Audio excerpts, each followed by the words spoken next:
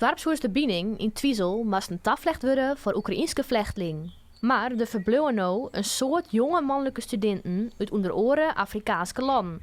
Dat liep het opvallend. Maar nevens burgemeester Oebele Brouwer van Acht-Karspelen is daar een logische reden voor. We hebben heel soort die komen uit Noord-Afrika, dus dat kennen we als Marokko, we zoals ik uit Irak en Iran.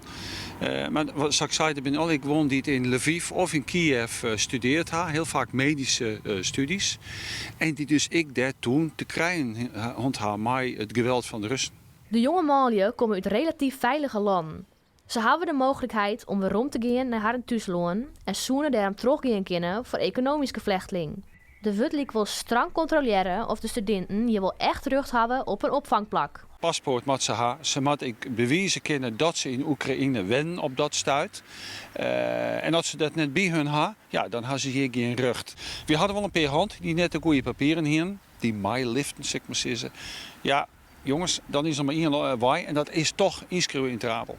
Het plaatselijk belang van Twizel en een grote groep vrijwilligers stieren in maart klaar voor de Oekraïense vluchteling.